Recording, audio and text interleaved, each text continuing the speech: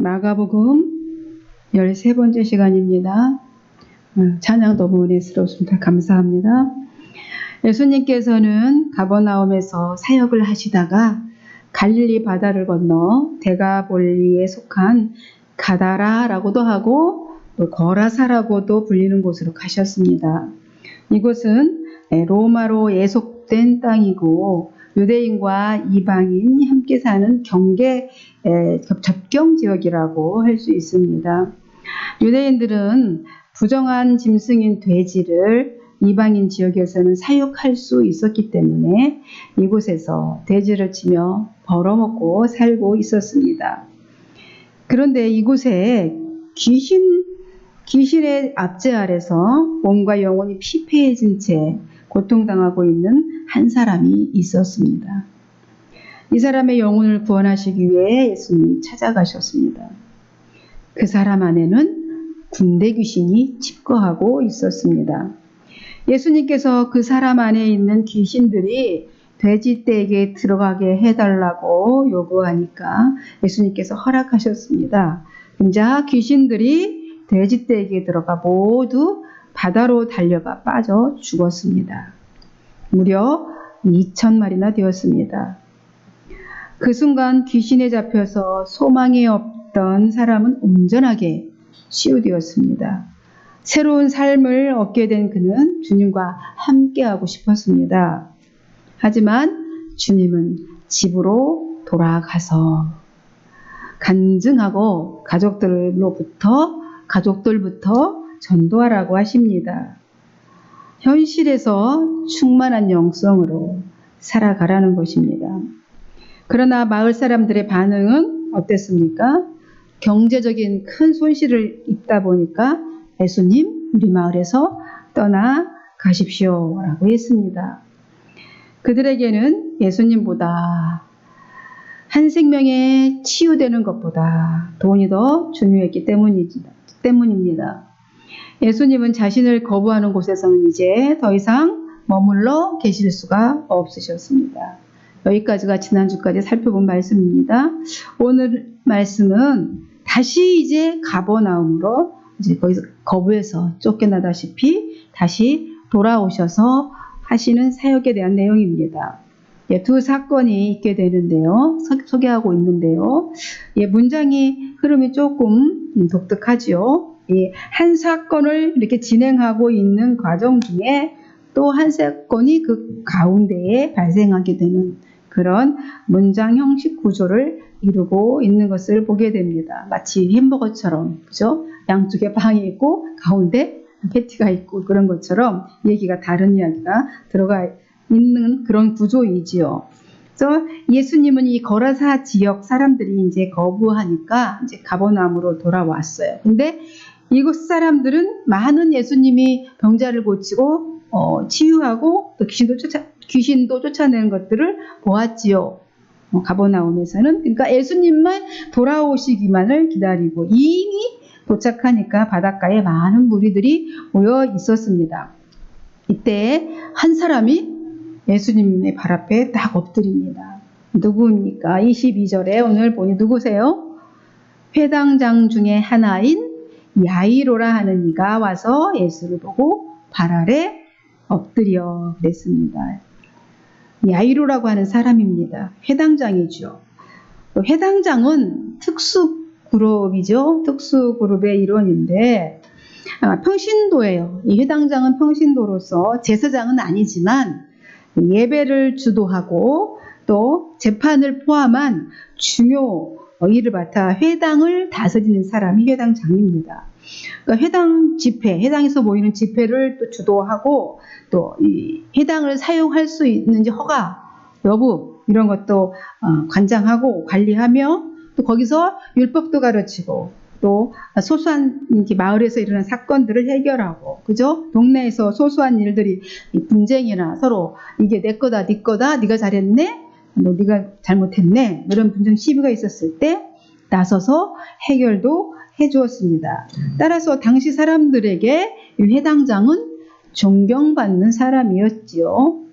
그런데 이 동네 유지인 이 회당장 중에 하나인 이 야이로라는 사람이 지금 주님 발 앞에 엎드렸습니다. 야이로라는 뜻은 알아보니까 그가 고친다 또는 그가 살린다 라는 뜻을 가지고 있습니다. 이름의 뜻이. 나름 그는 명예도 있고 그죠? 동네 유지니까 뭐 직책도 있고 그런데 지금 아무런 스펙도 없는 이 젊은 예수에게 지금 엎드렸습니다. 왜 엎드렸습니까? 23절에 보니까 엎드린 이유도 말씀하고 계시죠. 간곡히 구하여 이르되 내 어린 딸이 죽게 되었사오니 오셔서 그 위에 손을 얹으사 그로 구원을 받아서 살게 하소서 이랬습니다. 주님, 지금 내 딸이 죽게 되었습니다. 제발 저희 집에 오셔서 우리 딸에게 손을 얹어서 살려주십시오. 이렇게 기도합니다. 그러기 위해서 지금 엎드렸다는 얘기죠. 발 앞에. 이 야이로의 딸은 지금 42절에 보면 12살이라고 기록되어 있습니다. 무슨 병인지는 모르지만 지금 죽어가고 있어요. 야이로의 딸, 12살 먹은 딸이, 어린 딸이 죽어갑니다. 12살이라는 이 숫자는 매우 중요하죠. 유대인들은 12살이면 성인식을 하죠. 12살이면 13살부터 결혼도 할 수 있는 거죠. 그래서 그의 이름이 뜻이 고친다, 살린다라는 뜻을 가진 야이로인데 지금 자기 딸이 죽어가고 있는데 아무것도 할 수 없는 거예요. 못 고치고 있습니다. 그 당에서 말씀도 가르치고 예배도 주도하고 뭐 여러 가지 중요한 일을 하고 있지만 딸의 생명을 위해서 지금 그가 할 수 있는 것은 아무것도 없는 것이죠. 지금 딸의 생명이 너무 유급합니다. 앞뒤 볼 것이 없죠. 주님 발 앞에. 물론 저분이 메시아이고 하나님의 아들이라고 하시는데 생명도 죽은 지금 사람들 병을 고치고 있다. 중병도 고칠 수 없는 불치의 병들도 고친다는 소문이 있으니까 쫓아와서 지금 자기 딸을 살려달라고 하는 것이죠. 지금 너무 생명이 유급해요. 죽어가고 있습니다. 지금 경각에 달려 있잖아요. 지금 구급차가 빨리빨리 다가와서 빨리 출동해야 할 상황에 지금 예수님 발 앞에 딱 엎드린 것이죠. 왜냐하면 생명의 주관자가 예수님이기 때문에 예수님께 엎드린 것입니다. 야이로의 이 태도에서 우리는 그의 신앙의 인격이 드러나는 것을 좀 살펴볼 수 있습니다. 예수님께서 손을 얹으시면 나으리라 이런 믿음이 있었을 뿐만 아니라 그의 명예나 직책도 다 내려놓고 엎드리는 이런 겸손함도 있는 것이죠. 그러자 예수님이 그를 보시고 지체 없이 그의 집으로 발길을 옮깁니다. 예수님이 움직이면 또 수많은 사람들이 또 따라가죠. 예수님이 움직이는 곳마다 따라갑니다. 그러다 보니 어떻게 되겠어요? 많은 사람들이 모였다고 그랬어요. 기다렸죠. 저쪽 바닥에서 건너오기까지. 그러니까 서로 막 예수님께 가까이 가기 위해서 부딪히며 밀치며 따라갔을 겁니다. 그래서 상황이 상황인지라 예수님도 그 야이로의 딸을 빠른 걸음으로 아마 가시지 않았을까 상상해 보는 것입니다. 그죠? 딸이 죽게 생겼습니다. 그런데 천천히 느긋이 이렇게 가지는 않죠. 속히 가고 있었습니다. 가는 도중에 한 여인이 이제 등장하게 됩니다. 오늘 아까 찬양 불렀던 그 혈루병 여인. 이 여인은 12해를 혈루증이라는 병을 앓고 있었습니다. 이 야이로의 딸이 12살이고 지금 이 혈루병을 앓는 여인의 이 병이 알아온 연수도 12년입니다. 뭔가 12라는 숫자에 연결이 되어지는 것 같지 않습니까? 그러니까 이 아이가 태어난 해부터 이 여인은 지금 12년 동안 이 혈루병을 알아온 것이죠. 이 10이라는 숫자를 반복해서 지금 오늘 이 스토리 안에 기록되어 있습니다. 이 반복해서 얘기하는 것은 이 기자가 성경을 쓰신 성경 기자께서 우리에게 12라는 숫자를 2번 기록하며 무엇을 우리에게 알려주시려고 그러시는 것일까요? 유대인들의 숫자에는 의미가 있다고 했습니다. 12 하면 뭐가 떠오르십니까? 12지파, 그죠? 12제자, 또 12 완전수 이렇게 떠오르죠. 그러니까 이거를 영적으로 해석하자면 죽어가는 12세 소녀처럼 또 12년을 혈루병을 앓으며 수치와 고통 속에 있는 여인처럼 이스라엘 백성들의 상태가 지금 소망이 없고 병들었고 죽어가고 있는 모습인 것을, 그 상태인 것을 의미하고 있다고도 볼 수 있습니다. 다시 말하면 이 죽어가고 있는 이들을 살리시려고 지금 예수님이 달려가고 걸어가고 있는 것처럼 지금 예수님께서 이 죽어가고 영적으로 죽어가고 있는 이런 이스라엘을 살리시려고 예수님께서 오셨음을 암시하는 것이라고 볼 수 있겠습니다. 혈루증을 앓아온 여인은 12년 동안 온갖 괴로움을 당했습니다. 어떤 괴로움이 있었다고 했냐면요. 26절에 보니까 어때요? 많은 의사에게 많은 괴로움을 받았고 가진 것도 허비하였으되 아무 효험도 없고 도리어 더 중하여졌던 차에 그랬습니다. 이 여인은 많은 의사들을 찾아다니면서 온갖 치료를 다 받았어요. 그렇지 않겠습니까? 아무 효험이 없었어요. 그런데 도리어 이 약 저 약 쓰다 보니까 더 병이 심해졌어요. 대체 그러다 보니 모든 재산이 다 허비되어 버렸고 게다가 더한 것은 이제 부정한 여인이란 낙인 찍힌 인생은 이루 말할 수 없는 고통이겠죠. 함부로 사회생활도 할 수도 없지 않습니까? 마치 병균 취급을 해 사람들이 수치와 멸시를 한 몸에 받아야만 했습니다. 병들고 가난하고 정신적으로 피폐해진 이런 운둔자의 삶에 있었기 때문에 그 여인은 아무런 소망도 없었습니다.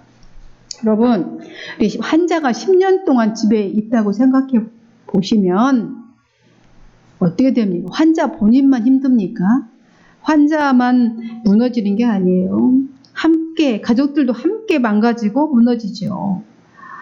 이 혈루증이라는 것은 만성 출혈병을 얘기합니다. 여성의 자궁에 이상이 생겨서 계속 출혈을 하는 증세를 말합니다.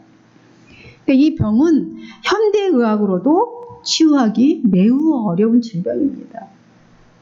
그러니까 당시에는 이 고치기란 거의 불가능했습니다. 그래서 율법은 이 병을 부정한 병으로 규정을 했습니다.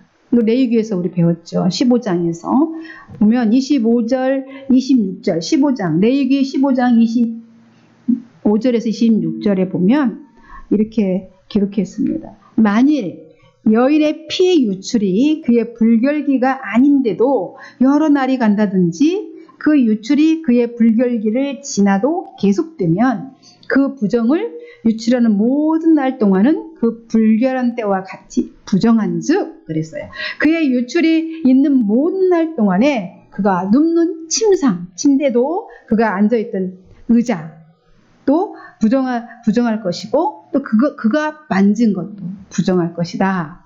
이렇게 말했습니다. 기록했습니다. 그러니까 유출병 환자는 그가 누웠던 자리, 앉았던 자리도 부정하고 만져도 부정하게 된다는 겁니다. 이 여인은 육체적으로는 이미 쇠잔해져 있었습니다. 이 정신적으로, 육체적뿐만이 아니라 계속 출혈을 하면 사람이 살겠습니까? 너무 육신적으로도 연약해져 있었겠죠. 12년 동안이나. 쇠잔해 있었고 이 병이 불치병이다 보니 이제 삶에 요망도 소망도 없고 어디에서도 위로받을 수가 없어요. 사람들은 자기를 보면 부정한 여인이라 외면하기 때문에 절망의 늪에 빠져서 어둠에 눌려 있었습니다. 그러던 어느 날 소망의 음성이 들려왔습니다. 예수님께로 가면 모든 질병이 치유되고 귀신들도 쫓아낸다더라. 이런 소문이 자기 귀에 들렸는데 막 확성기로 들려오는 것처럼 막 크게 들려왔겠죠. 에? 아주 놀라운 소식이었죠. 그야말로 복음입니다. 그 여인에게는 복음이죠. 요한겔리온이죠. 장로들의 전통에 따르면 밖으로 나돌아다녀서도 안 되었지만 이제 이 여인은 결심을 하죠. 그래, 결심했어. 죽기를 각오하고 밖으로 나갑니다. 그래, 나가 돌에 맞아 죽더라도 한번 예수님이라는 분을 만나고 죽으리라. 이제 이런 결단으로 나온 겁니다. 결사각오의 심정으로 이제 밖으로 나왔습니다. 이 여인은 감히 부정한 몸으로 이제 예수님께 나갈 수는 없지만 이제 주님은 무한한 능력을 가지신 분이고 듣기로 많은 환자들을 고쳐주신 분이니까 아마도 자비롭고 긍휼이 많으신 분이심이 분명해. 그렇게 믿었습니다. 그리고 그분의 옷채만이라도 몸에 못들 옥자락이라도 이렇게 손을 대면 치유가 되지 않을까 싶은 그런 간절함으로 이제 그렇게 믿고 나온 것이죠. 이제 체력은 거의 밑바닥입니다. 하지만 이 군중들이 몰려가는 그 틈을 이제 온 힘을 다해서 이제 군중 사이로 비집고 들어가 이제 간절한 마음으로 주님의 옷에 딱 손을 대었습니다. 그랬더니 순간 혈루의 모든 근원이 확 마르게 되었습니다. 딱 그친 거죠. 여인만이 그 본인만이 알 수 있는 기적이 누가 알겠습니까? 나은지 안 나은지 확인할 수가 없는데 그 아우성치는 그 군중 속에 쌓여 있어서 막 부딪히고 막 서로 밀치고 터치하고 막 사람 그럴 거 아니에요. 예수님은 그런데 그 와중에서도 이 여인에게 일어난 그 일을 알아차리셨습니다. 그 와중에 대는 건지 미는 건지 뭐 그냥 스쳐 지나가는 건지 막 다 막 부딪히고 가는데 알 수 있겠습니까? 사람들은 뭐 다 그렇게 생각하지요. 그런데 예수님은 분명하게 구별을 하십니다. 왜냐하면 예수님의 능력이 빠져나갔기 때문에 아신 거죠. 그 능력을 받은 여인과 예수님만이 아는 상황인 것입니다. 그때 예수님께서 탁 되돌아보시면서 물으십니다. 누가 내 옷에 손을 대었소? 이렇게 되돌아서 딱 묻습니다. 누가 내 옷에 손을 대었는가? 누가 대었어? 이렇게 물어보는 거죠.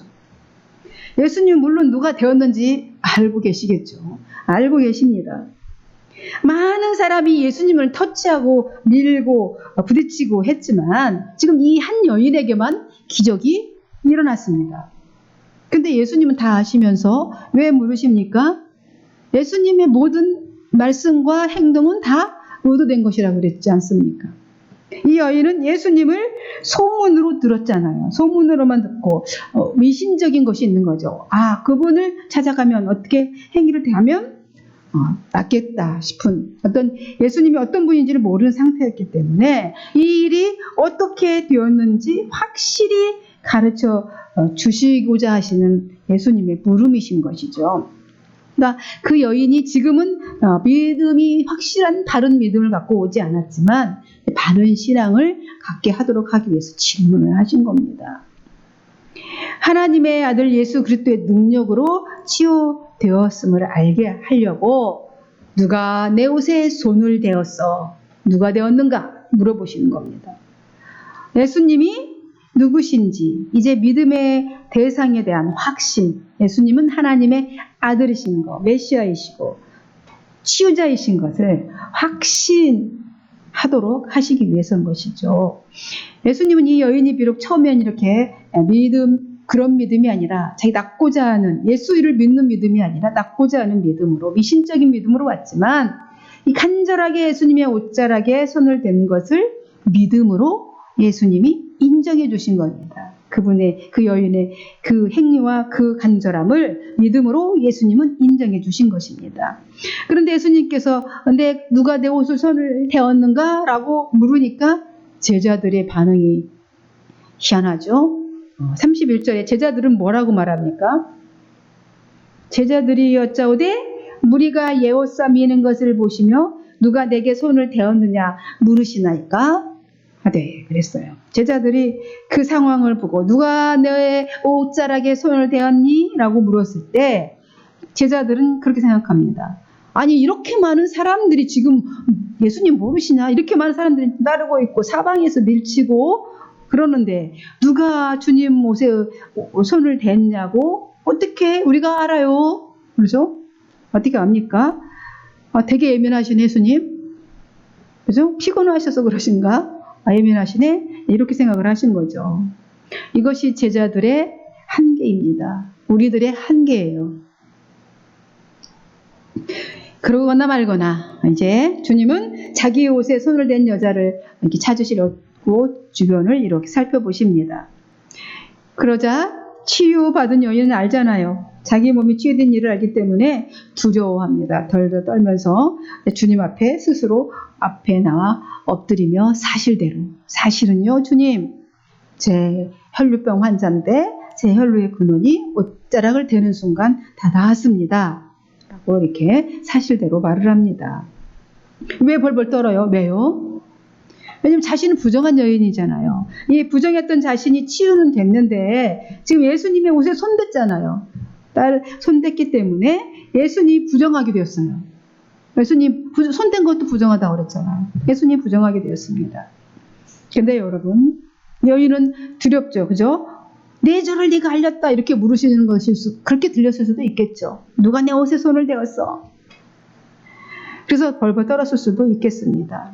근데 예수님은 그러려고 오신 것입니다.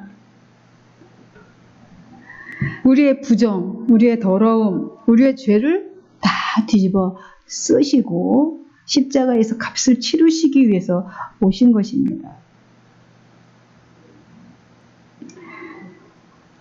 주님이 여인에게 이렇게 말씀하십니다. 딸아, 당신의 믿음이 당신을 구원하였으니 이제 평안히 가십시오. 완전한 치유를 선언하시는 겁니다. 평안히 가십시오. 이제부터는 그 병에서 놓여서 건강할지어다. 아멘. 오늘 우리 가운데, 질병 가운데 있는 환우들이 있습니다. 그죠? 저부터 시작해서. 이제부터는 그 병에서 놓여 건강할지어다. 이 말씀을 받으시고 치유와 회복이 있으시기를 바랍니다. 평안히 가십시오. 이 여인은 이제 병만 치유받은 것이 아니라 온전한 믿음을 가진 사람으로 변화되었습니다. 복음서에서는 이 후에 여인의 어떤 기록이 없습니다. 그런데 외경 디모데서라는 곳에는 이렇게 기록되어 있습니다. 예수님께서 십자가를 지시고 갈보리로 가실 때에 도중에 손수건으로 예수님의 얼굴에 땀과 피를 닦아주는 그런 기록이 닦아드린 것으로 이 기록이 되어 있습니다. 우리 예수님 영화 볼 때 왜 십자가 넘어지면 와서 어떤 여인이 피땀 닦아주시죠. 그 여인이 이 여인이라는 거죠. 닦아드린 것으로 기록되어 있어요. 이 여인은 일생 동안 주를 위해 헌신 봉사하는 삶을 살았다고 합니다. 근데 지금 예수님은 어디로 가고 있는 중입니까? 야이로의 집, 그렇죠. 흐름을 놓치면 안 되죠. 샌드위치처럼 아까 햄버거처럼 중간에 껴있는 이야기인데 이것이 이제 굉장히 중요한 포인트 말씀인 것이죠.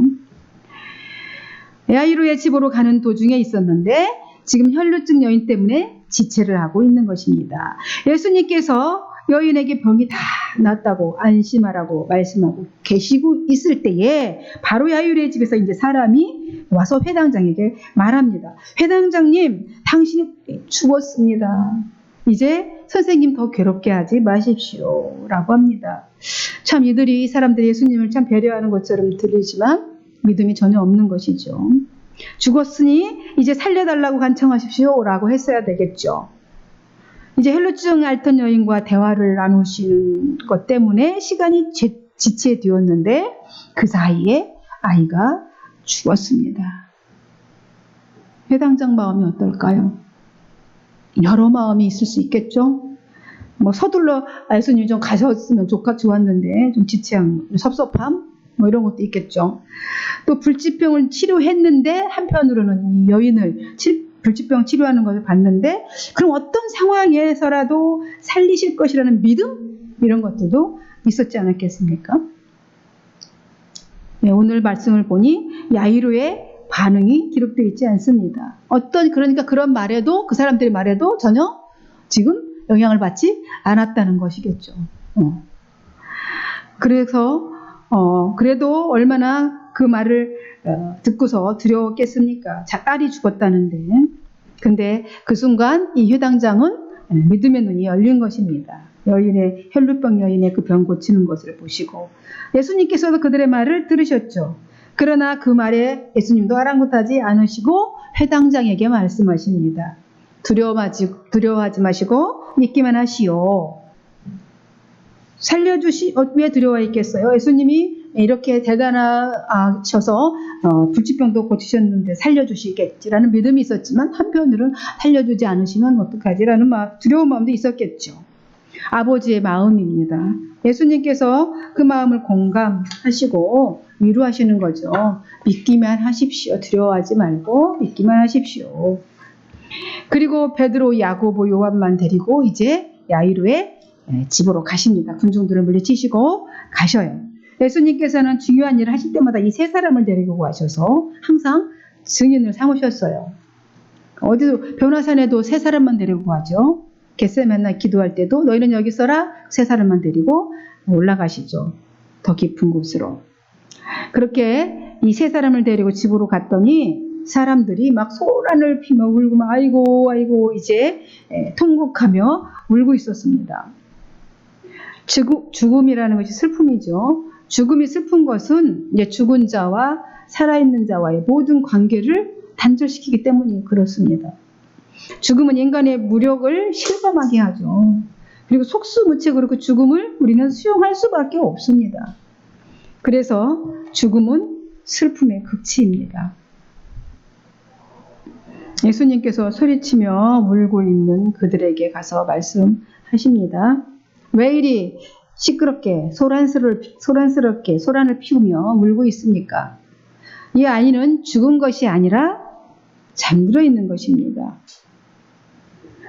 그러자 사람들이 비웃죠.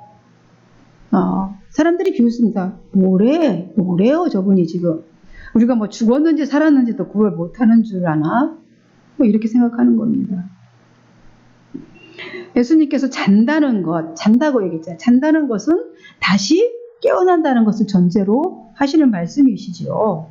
그죠? 부활을 말씀하시는 부활의 약과 연결된 말씀인 것입니다. 우리가 다시 천국에서 만나보자. 그죠? 죽음을 잔다. 다시 만난다. 우리 하나의 과정으로 보지만 우리 안 믿는 사람들은 비웃을 수 있겠죠. 죽어봐야 알지. 천국이 어디 있어.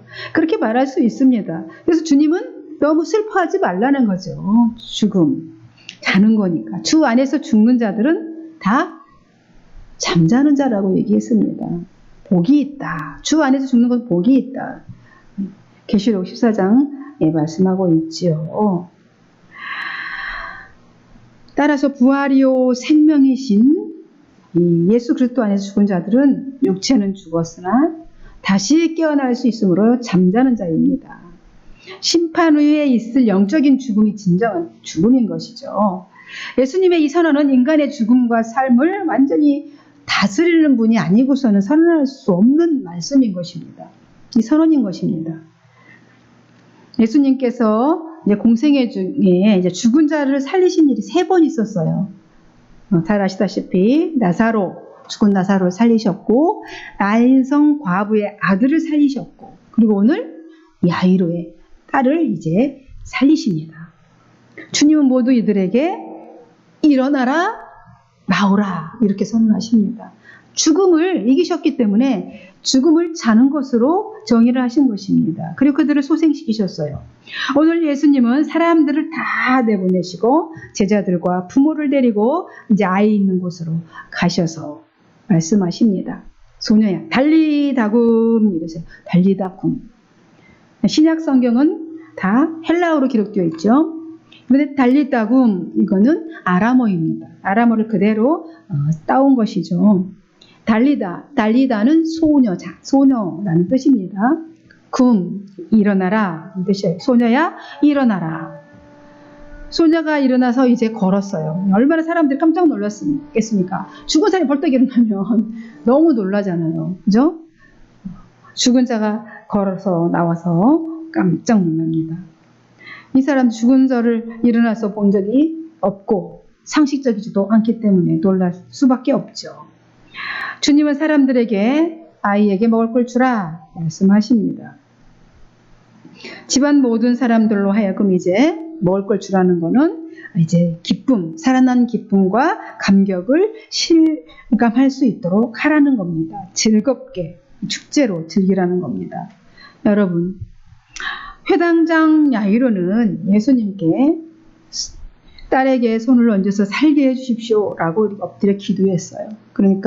그러자 하나님이 응답해 주셨습니다. 예수님께서 응답해 주셨습니다. 응답 받았어요. 그리고 12년 혈루증을 앓던 여인은 예수님의 옷자락만 만져도 낫겠다라는 간절함으로 그 믿음으로 예수님의 옷자락에 손을 대었는데 치유되었습니다. 여러분, 예수님은 생명을 살리시는 분이시고 치료자이시고 죽음을 지배하시는 분이신 것을 오늘 확실히 오늘 말씀에서 증언해주고 계십니다. 예수님을 잃으면요, 우리 인생은 캄캄해집니다. 우리가 빛이 안에 있으니까 이 빛이 소중한 걸 모르듯이 예수님이 우리 안에 있는 것이 우리 생명을 유지하는 것이고 생명의 의미가 있는 것이고 그런 것이죠. 캄캄해 소망이 없습니다. 예수님을 잃으면 캄캄해지는 거예요. 소망의 불이 꺼지는 겁니다. 오늘 우리에게 주님의 옷자락만 만져도 죽음도 질병도 떠나간다는 이런 믿음이 있다면 지금 우리는 천국을 살고 있는 것입니다.